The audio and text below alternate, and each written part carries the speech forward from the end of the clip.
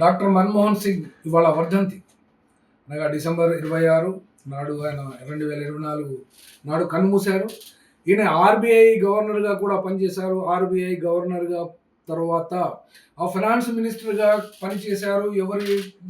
ఎవరు prime minister అంటే PV Narasimharao ప్రభుత్వంలో ఫైనాన్స్ మినిస్టర్గా జూన్ 21 1991 నుండి 16 మే 1996 వరకు మంత్రివర్గంలో పనిచేశారు. కాబట్టి పివి నరసింహారావు ప్రవేశపెట్టినటువంటి లిబరలైజేషన్, ప్రైవేటైజేషన్, గ్లోబలైజేషన్ అనబడేటువంటి విధానాలనే మన్మోహన్ సింగ్ కూడా కొనసాగించారు. ప్రత్యేకమైనటువంటి పని కానీ, ప్రత్యేకమైనటువంటి సిద్ధాంతాన్ని కానీ, ప్రత్యేకమైనటువంటి భారతదేశానికి అనువైనటువంటి స్వయం స్వావలంబన గురించి కానీ ఏ ఆర్థిక విధానాన్ని ఇప్పటి వరకు కూడా ఏ ప్రభుత్వము భారతదేశ ఆర్థిక విధానాలలో ప్రవేశపెట్టలేదు. పివి నరసింహారావు ప్రవేశపెట్టినటువంటి ఆర్థిక విధానాలనే బీజేపీ వాళ్ళు మరియు కాంగ్రెస్ వాళ్ళు ఇప్పటి వరకు కూడా పొగుడుతూనే ఉన్నారు. పొగుడుతూ అప్పుల ఊబిలో ముంచేశారు భారతదేశాన్ని మరియు భారతదేశంలో ఉన్నటువంటి రాష్ట్రాలను.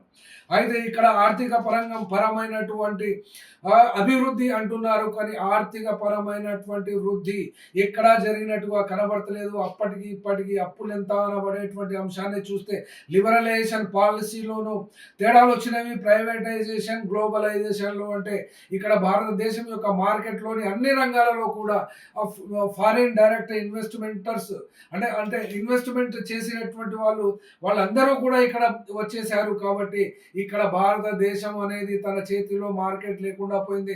పాలకుల చేతిలో ఏమీ లేదు. కాబట్టి వాళ్ళు రాజకీయ రంగంలో ప్రధానమైనటువంటి రాజ్యాంగ పోస్టులలోకి రావడమే ఒక పెట్టుబడిగా భావించి ఆ పెట్టుబడులు పెట్టుకొని తీసేసుకుంటూ పోతున్నారే తప్ప ప్రజల యొక్క ఆ యొక్క వెల్ఫేర్ స్టేట్ అనబడేటువంటి దాన్ని మొత్తంగా మర్చిపోయారు. కాబట్టి ఈ మన్మోహన్ సింగ్ కూడా ప్రత్యేకమైనటువంటి ప్రత్యేకతను ఎక్కడ ప్రదర్శించినట్టు కనబడలేదు. ఇప్పుడున్నటువంటి నిర్మలా సీతారామన్ కూడా అదే బాటలో నడుస్తున్నారు.